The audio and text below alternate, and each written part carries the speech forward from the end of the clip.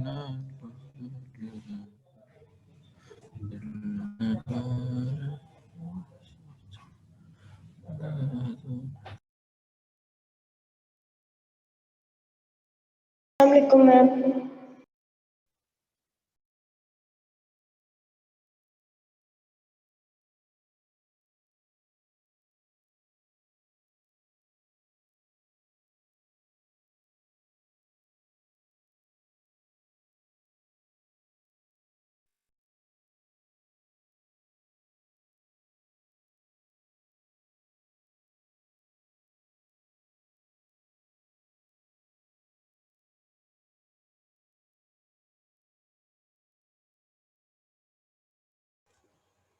अस्सलाम वालेकुम क्लास, कैसे हैं आप सब लोग।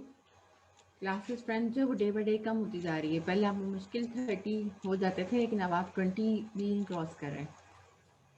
अगर आपको मेरी आवाज़ नहीं आ रही तो आप मुझे बता सकते हैं, और अगर आपको स्क्रीन नज़र नहीं आ रही तो भी आप बता सकते हैं। अभी इस वक्त आप स्क्रीन पे एक डेफिनेशन देख रहे हैं, अभी जिसे हम लोग यूज़ भी करेंगे, वो है इंट्रिंसिक नॉर्मल। ठीक है, और वैसे अगर आप जनरल मैथमेटिक्स में हैं डेफिनेटली, और आप आगे इंटरव्यूज़ में अपीयर होंगे, या जहाँ भी कहीं आप जहाँ भी आप कहीं अपीयर होंगे इंटरव्यू में, किसी भी लेवल पे एडमिशन के लिए या फर्दर आप कहीं जॉब के लिए इंटरव्यू के लिए जाएंगे, तो यहाँ पे 2 टाइप्स हैं। अगर आप ज्योमेट्री से रेलेवेंट बात कर रहे हो, इसमें एक है एक्सट्रिंसिक और एक इंट्रिंसिक। तो इनमें डिफरेंस क्या होता है? हम लोग जो यूज़ करेंगे वो इंट्रिंसिक नॉर्मल है, और ये हमने पहले भी डिस्कस किया था, लेकिन ये मुझे इसकी ज़्यादा क्लियर डेफिनेशन मिली तो मैंने सोचा कि मैं आपके साथ ये शेयर कर लूँ। यहाँ से देखिए, we only care the shape of the objects but not the location. Such a description will be called intrinsic. ऐसी डिस्क्रिप्शन इंट्रिंसिक होगी जहाँ पे हम सिर्फ शेप्स के बारे में बात करें, उसकी पर्टिकुलर लोकेशन। मैम हमारा कितना बेटा आज के बाद आपका एक लेक्चर और है, पहले इसको ख़त्म कर लें लेक्चर को, फिर हम डिस्कशन कर लेते हैं। ठीक है, ओके मैम, बस यही कहना था कि आपने जितने भी लेक्चर लेने हैं वो इसी वीक में ले लें, हम नेक्स्ट 2 वीक्स जो है वो पेपर की तैयारी कर लेंगे। चलें अभी हम ना ये लेक्चर ख़त्म करते हैं, फिर मैं आपकी असाइनमेंट्स भी आपके स्पुट कर देती हूँ और डिस्कशन भी कर लेते हैं। तो अब ऐसा है कि शेप्स जहाँ पे ओनली डिस्कस हो, जहाँ पे लोकेशंस के बारे में बात ना हो, ऐसे डिस्क्रिप्शन को हम लोग इंट्रिंसिक डिस्क्रिप्शन कहते हैं। और इसमें एग्जांपल सर्कल, जो हम मोस्टली सर्कल के लिए हम लोग डेफिनेशन यूज़ करते हैं, set of points with a given distance. या अगर इस इक्वेशन को आप ये डेफिनेशन है इसको देखना चाहिए, वैसे हम लोग जनरली जो सर्कल के बारे में बात करते हैं, that is a collection of points whose distance from a particular point remains constant, और वो जो कांस्टेंट होता है r, जिसे आप रेडियस ऑफ द सर्कल कहते हैं।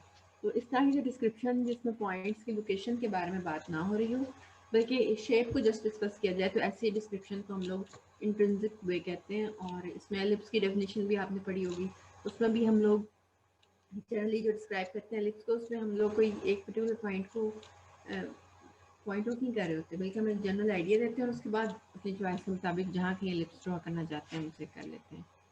तो अब नेक्स्ट हम लोग अपने टॉपिक पे आ जाते हैं, that is normal and geodesic curvature. One way to examine how a surface bends is to look at the curvature of the curves on the surface. अगर सरफेस को हमने चेक करना हो कि वो बेंड है और किस हद तक बेंड हुआ है, तो उसके लिए हमें कर्व जो सरफेस के ऊपर ड्रॉ किए हुए हों उसके कर्वेचर को मेजर करना पड़ता है। जैसे कि शायद हमने ये लास्ट लेक्चर में डिस्क्राइब किया है या नहीं, लेकिन अभी इसको दोबारा सुनने कि अगर आपके पास कोई भी फैब्रिक है और फैब्रिक में लाइंस लगी हुई, स्ट्रेट लाइंस, तो अगर आप उसको ऊपर से नीचे की तरफ लेके जाते हैं तो उसको ऊपर की तरफ थोड़ा उसका कर्व होता है। ठीक है, और जब आप उसको नीचे से ऊपर की तरफ लेके जाते हैं, नीचे वो बेंड हो जाता है और कर्व उसमें आ जाता है। तो अब हमने अगर ये चेक करना हो कि वो किस हद तक बेंड हुआ है, तो हम लोग क्या करेंगे कि वो जो लाइंस उससे बनी हुई थी उनका कर्वेचर चेक कर लेंगे। तो जो लाइंस हैं वो कर्व्स का रोल प्ले करेंगी जब वो कर्व शेप में होगा, और हम उसको चेक कर लेंगे कि उसका जो लेवल है उसके बेंड होने का वो कितना है। तो उसको चेक करने के लिए हम क्या यूज़ करेंगे, कर्व के कर्वेचर को फाइंड आउट करेंगे। और उसमें नॉर्मल और ज्योडेसिक कर्वेचर जो है वो हम यूज़ करेंगे। अगर आप इसकी फिजिकल एग्जांपल देखना मतलब आप अगर देखना चाहते हो कि हम इस कंसेप्ट को यूज़ कहाँ करते हैं, तो उसमें जो हम लोग आइंस्टाइन का जो ग्रेविटी का कंसेप्ट है उसको अगर हम देखें तो वो कहते हैं कि जो ग्रेविटी है वो एक्चुअली कोई फोर्स नहीं है, बल्कि जो स्पेस टाइम है वो कर्व्ड है। और जैसे कि आपने ट्रैम्पोलिन देखा होगा जिसपे वो बच्चे खेल रहे होते हैं, सर्कल सा होता है और उस पर एक फैब्रिक लगा होता है और बच्चे उसमें जंप करते हैं, और अगर कोई बच्चा सेंटर में खड़ा हो जाता है तो बाकी सब जो है वो आहिस्ता आहिस्ता सेंटर की तरफ जाना शुरू हो जाते हैं। तो जो आइंस्टाइन है वो इस सारे फिनोमिना को एज अ ग्रेविटी डील कर रहा होता है। तो वो जो कर्व होता है स्पेस टाइम, उसकी किस हद तक वो कर्व हो रहा है, फ्लैट कहाँ है, और ये सब चीज़ें फाइंड आउट करने के लिए हम क्या करते हैं, नॉर्मल और ज्योडेसिक कर्वेचर की हेल्प लेते हैं और हम लोग उससे कर्व्स के कर्वेचर को फाइंड आउट कर लेते हैं। अब आप ये इसके सामने एक डायग्राम मौजूद है, इसको आपने बहुत ध्यान से सुनना है, और अगर जहाँ कहीं भी आपको समझ नहीं आएगी तो आपने मुझे फ़ौरन बता देना है, ताकि ये ना हो कि लेक्चर खत्म हो जाए और आपको समझ में ना आया हो। ऐसा नहीं होना चाहिए। Let gamma t equals to sigma of u and t be a unit speed curve in a surface patch sigma। एक कोऑर्डिनेट पैच सिग्मा हमारे पास मौजूद है, जो कि यहाँ पे देखें ये बना हुआ है, ठीक है। और गैमा उस पर एक यूनिट स्पीड कर्व है, ये गैमा भी डिस्क्राइब कर दिया ब्लू लाइन से, ये गैमा है। और यूनिट स्पीड कर्व है, मीन्स के डेरिवेटिव का मॉडुलस लेंगे तो आंसर 1 आएगा। Thus gamma dot is a unit tangent vector to sigma and it is perpendicular to the surface normal n hat at the same point। ये देखें ये surface है और ये जो n है यहाँ पर स्मॉल n, ये सरफेस के ऊपर एक नॉर्मल है, और यानी कि परपेंडिकुलर है सरफेस के। और ये हमने एक गैमा डॉट, जो हमने गैमा का डॉट लिया तो हमारे पास एक टेंजेंट आ जाएगा। ये देखें इस पर्टिकुलर पॉइंट से पास कर रहा है और कर्व को टच कर रहा है, यानी कि ये टेंजेंट की जो डेफिनेशन है उसको फुलफिल कर रहा है। अब ये क्योंकि गैमा डॉट जो है वो सरफेस के ऊपर टेंजेंट है, तो दिस मीन्स के ये नॉर्मल जो कि सरफेस के ऊपर नॉर्मल है, ये इसके साथ परपेंडिकुलर होगा।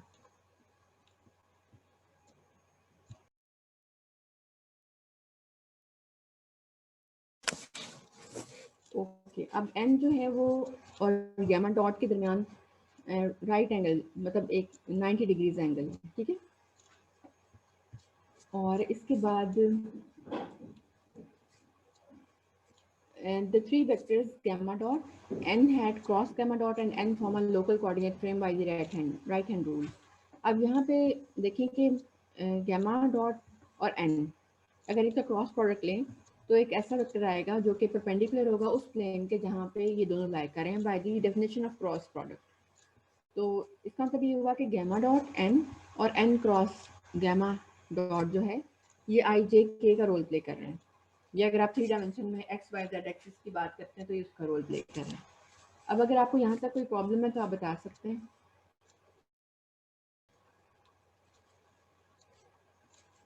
जी क्लास, कोई प्रॉब्लम नहीं है यहाँ तक?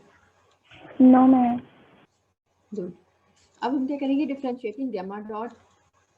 अब हम लोग गैमा डॉट को डिफ्रेंशिएट करते हैं अगर, तो हमें गैमा डबल डॉट मिलेगा, ठीक है, दिस वन।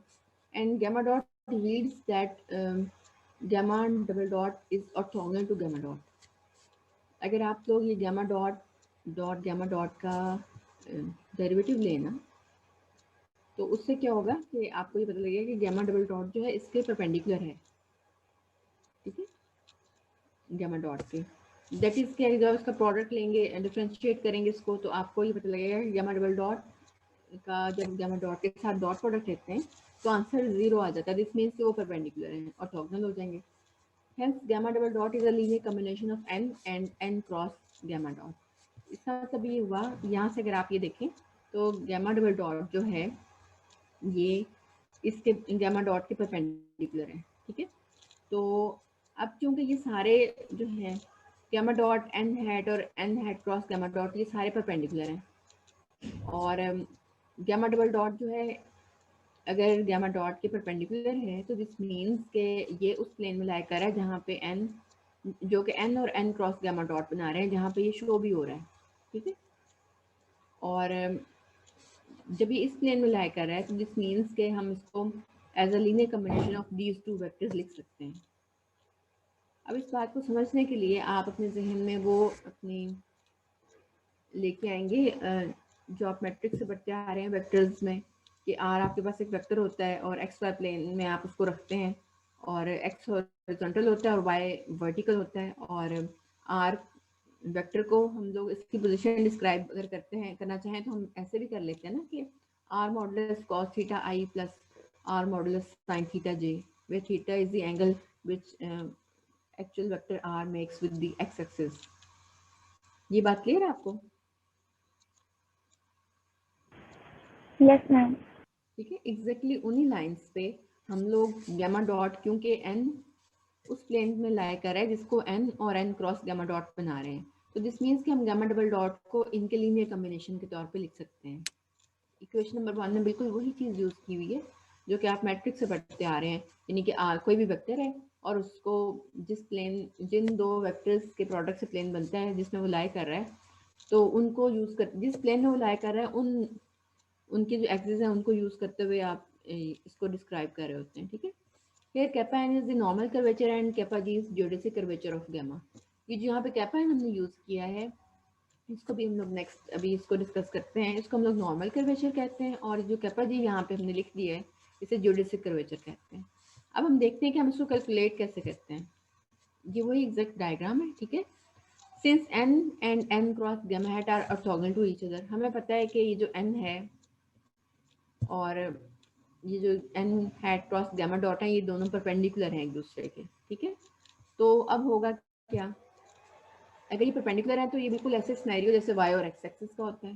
ठीक है, और हम लोग ये जो एंगल है बिटवीन, या फिर ऐसा कर लेते हैं, उससे भी पहले हम लोग ये बात डिस्कस कर लेते हैं कि इक्वेशन नंबर 1 जो है, अगर मैं इसको n हैट से थ्रू आउट डॉट प्रोडक्ट ले लूँ तो इस पर इफेक्ट क्या होगा। अब आप ये देखें कि ये n hat dot n hat, चलें पहले हम लेफ्ट साइड से शुरू कर लेते हैं। लेफ्ट हैंड साइड पे क्या आएगा, गैमा डबल डॉट का डॉट प्रोडक्ट n हैट के साथ। ठीक है, और राइट हैंड साइड पे n hat dot n hat being a unit vector इसका आंसर 1 हो जाएगा और सिर्फ कैपा n यहाँ पे रह जाएगा।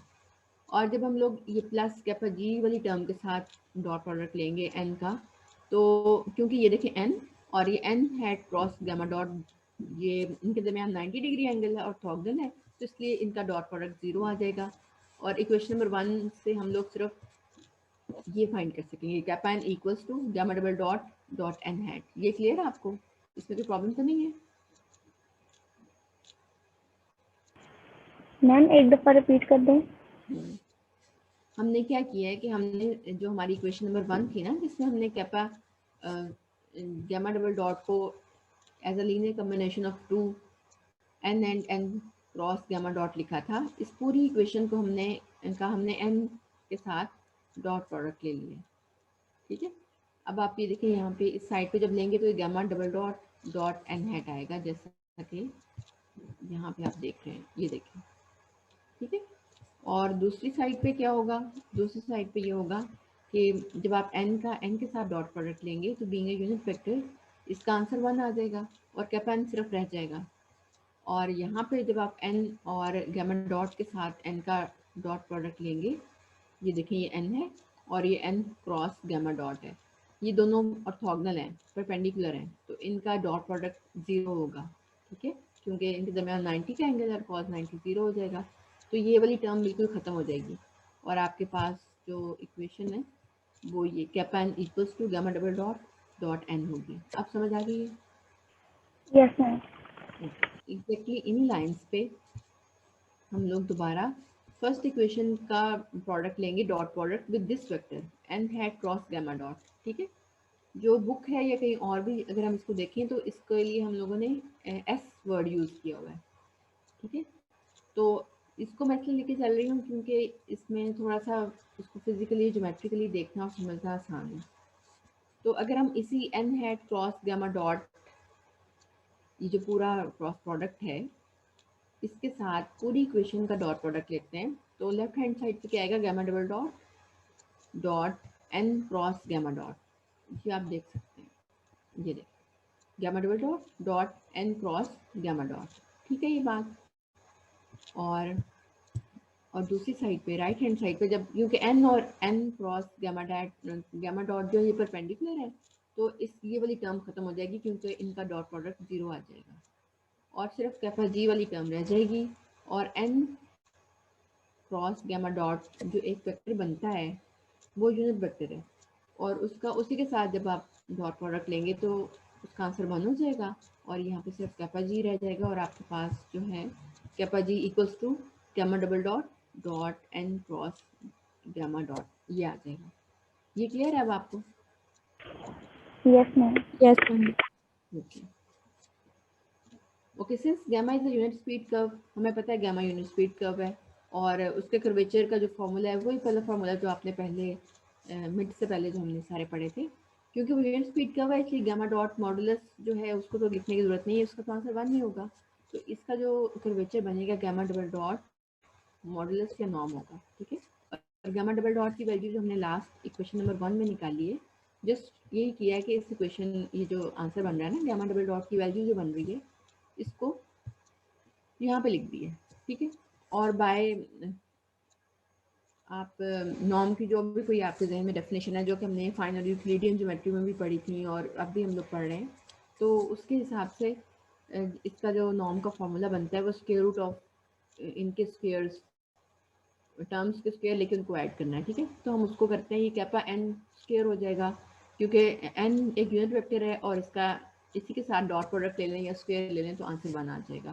प्लस यहाँ पे n hat cross gamma dot, ये भी दोनों यूनिट वेक्टर है और इनका प्रोडक्ट भी यूनिट वेक्टर बनेगा, और जब उसका स्क्वायर लेंगे या उसका उसी के साथ डॉट प्रोडक्ट लेंगे तो ये भी आंसर 1 हो जाएगा, और आपके पास कैपा की value kappa N square plus kappa G square हो जाएगी। ये बात क्लियर है? जी मैम।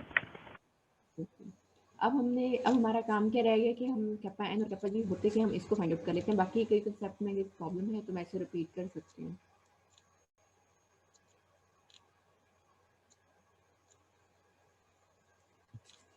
ओके, नहीं प्रॉब्लम, ये जो सारा मटेरियल है ये सारा इस बुक में से लिया गया, एलिमेंट्री डिफरेंशियल ज्योमेट्री, ठीक है। ये हमारी जो आउटलाइन है उसमें भी ये बुक मेंशन है, इसको भी पढ़ा जा सकता है। अभी आप देखना कि ये मैंने डिस्क्रिप्शन यहाँ से इसलिए ली है क्योंकि यहाँ पे समझना बहुत आसान है। अभी जब मैं बुक में से ये सब चीज़ें आपको बताऊँगी तो ये आपको एहसास होगा कि वाकई वो बहुत मुश्किल है, विदाउट ये डायग्राम और इस तरह की डिस्क्रिप्शन के बगैर इसको समझना बहुत मुश्किल था। तो अब हमारा लास्ट काम रह गया कि कैपा एन और कैपा जी की वैल्यूज को फाइंड आउट करना है, ठीक है। इसको डिस्कशन को शुरू करने से पहले हम लोग थोड़ा सा रिवाइज कर लेते हैं कि जो हमने आर वेक्टर की बात की है कि जो आपने मैट्रिक्स से आप लोग पढ़ते आ रहे हैं कि आर एक वेक्टर है और एक्स एक्सिस और वाई एक्सिस के दरमियान बुलाई कर रहा है, और अगर वो एक्स एक्सिस के साथ एंगल थीटा बना रहा है तो हम इसका x component x is equal to r cos theta लेते हैं और y equal to r sine theta लेते हैं। ऐसे ही होता है ना? ये बात ठीक है कि अगर आपके पास कोई वेक्टर आर गिवन है और वो एक्स एक्सिस के साथ एंगल थीटा बना रहा है तो उसका हम x is equal to r cos theta modulus of r cos theta and y equals to modulus of r sine theta ले सकते हैं। ये बात ठीक है? Yes ma'am, yes ma'am. Exactly इन्हीं लाइंस को फॉलो करते हुए हम ज़्यादा मुश्किल में नहीं जाते और अपनी डायग्राम को देखते हैं कि गामा डबल डॉट जो है ये बना रहा है। गामा डबल डॉट का जो नॉर्म है या मॉडुलस जो इसको उसने कैपा नाम हमने दे दिया हुआ है, ठीक है। तो गामा डबल डॉट जो है अगर हम सपोज कर लेते हैं कि ये एन के साथ जो है वो एंगल फाई बना रहा है, तो अगर हम एन के लॉन्ग जो कंपोनेंट है दैट इज कैपा एन, अगर हम इसको फाइंड आउट करना चाहते हैं तो हम लिख सकते हैं kappa n is equal to modulus of gamma double dot cos phi, उसी को फॉलो करते हुए जो आप बात मान रहे हैं, ठीक है। तो आप ये देख यस लें ma'am. Kappa n is equal to, इसको आप अगर नहीं भी इसको आप छोड़ दें, आप बस उसी कंसेप्ट को ध्यान में रखें। Kappa n is equal to gamma double dot यानी जो वेक्टर है जिसकी हम बात कर रहे हैं उसका नॉर्म का नाम हमने कैपा रखा हुआ है इसलिए यहाँ पे कैपा यूज कर दिया, and cause of the angle वहाँ पे फाई था, यहाँ पे उन्होंने साई कर दी, ये थोड़ी सी मिस्टेक है, इसको आप ठीक कर लें, इसको आप फाई कर दें या फिर आप उसको साई कर दें, ठीक है। तो kappa n is equal to kappa cos phi हो जाएगा। इन्हीं लाइंस पे जैसे कि हमने जो अपनी बेस बनाई हुई है इस वक्त जिसमें हम लोग एक्स को आर कॉस थीटा ले रहे हैं, तो उसी केस में हम लोग वाई को modulus of r sine theta लेते हैं। तो उसी तरह जो दूसरा कंपोनेंट बनता है कैपा यानी जो हमारा दूसरा बनता है एक्सिस कह लें वो n hat cross gamma dot बनता है, तो उसका जो कंपोनेंट होगा kappa g that will be equal to modulus of gamma double dot that is kappa sine of phi, where phi is angle between gamma double dot and one axis. तो ये देख लें kappa g is equal to plus minus के sine phi लिया हुआ है, ठीक है। अब यहाँ पे प्लस एंड माइनस क्यों यूज़ किया हुआ है, इसका आंसर जो है वो मैं आपको बुक में से दूंगी। और अभी आप मुझे ये बता दें कि इस पूरे जो हमने भी सारा डिस्क्राइब किया है इसमें कहीं कोई प्रॉब्लम है तो आप मुझसे पूछ सकते हैं।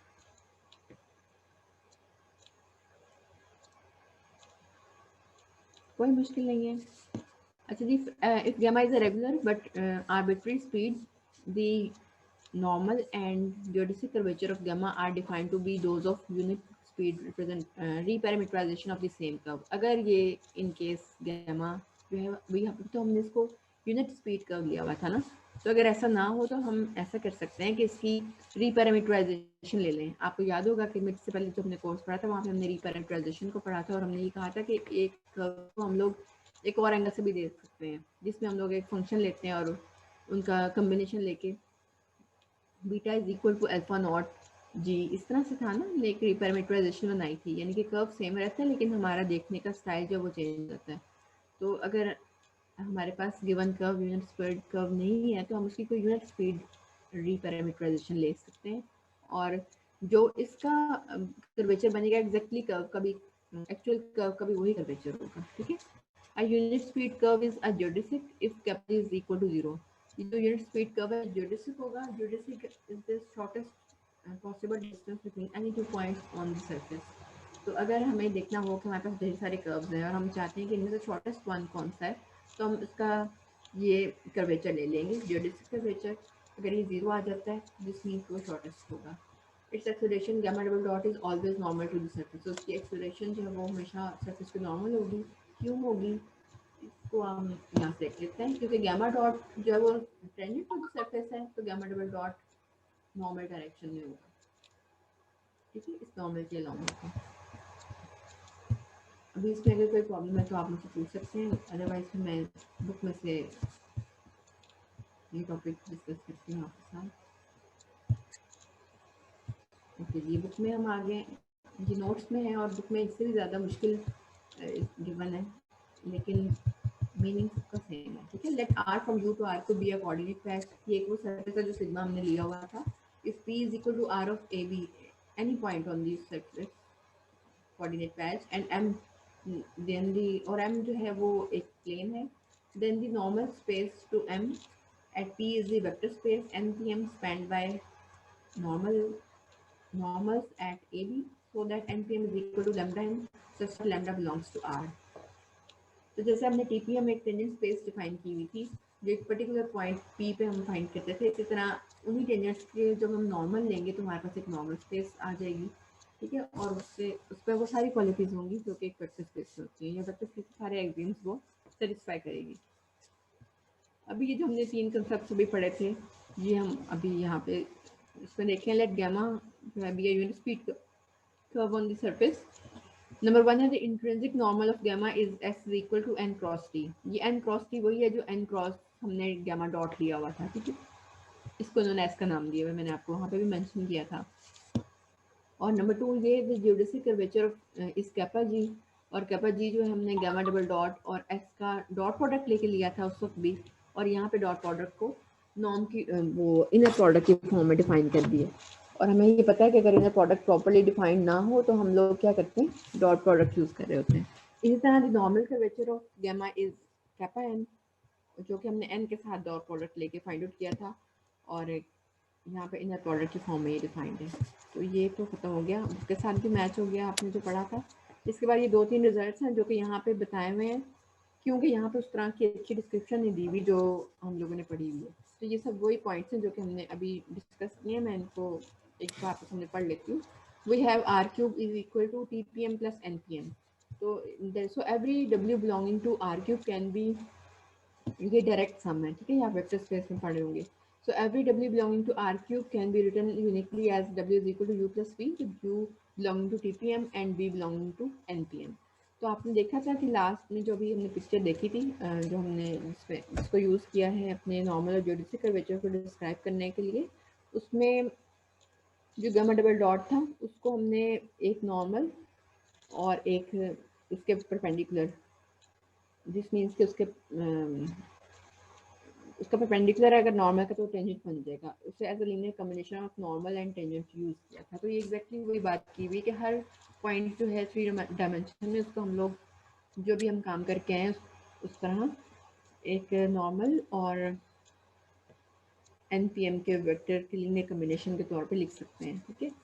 और n यहाँ पे क्या होगा, हमें पता है R1 cross R2 over modulus of या norm of R1 cross R2 होगा, ठीक है।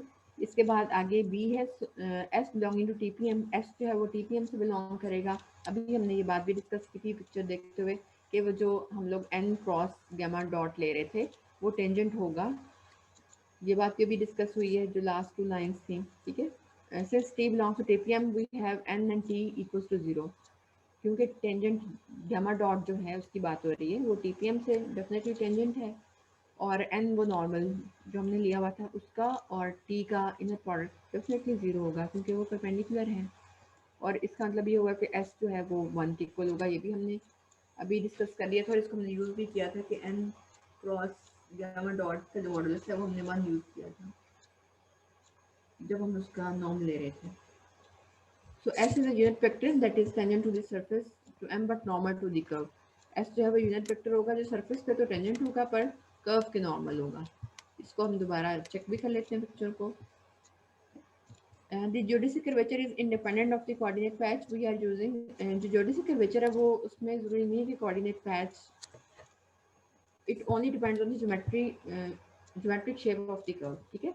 यानी कि जो कर्व है उसको चाहे जिस मर्जी सरफेस पे हो जाए तो जो जियोडेसिक कर्वेचर है वो डिस्टर्ब नहीं होगा, ठीक है। और अभी मैं आपके साथ वो शेयर करती हूँ ये बात कि एस जो है यूनिट वेक्टर है जो टेंजेंट होगा सरफेस पे।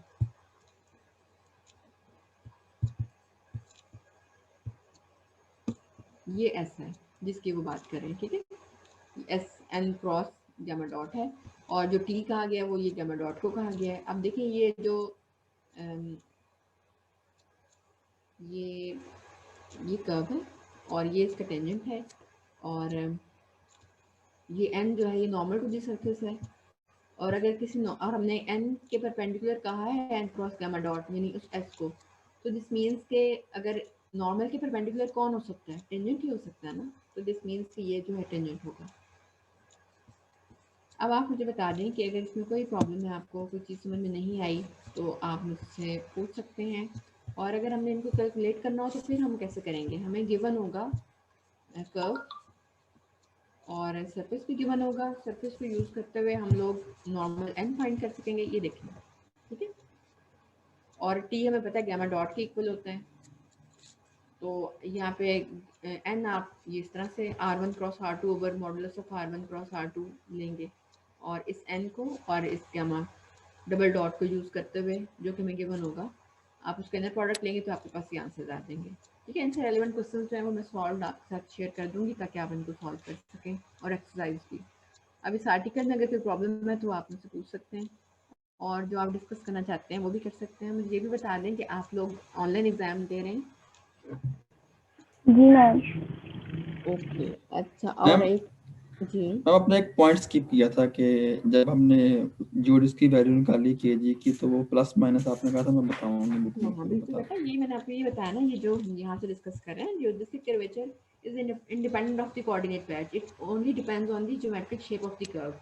तो जब हम आपको याद होगा कि जब हम लोग कर रहे थे हमने रीपैरामीटराइजेशन की थी और असल कर्व का हम टेंजेंट टी लेते थे और दूसरे कर्व का जो टेंजेंट है वो जो रीपैरामीटराइज कर्व था हम उसको एस लेते थे और हम लोग S is equal to plus minus T कर रहे थे। जी तो मैम ये एक प्रूफ था।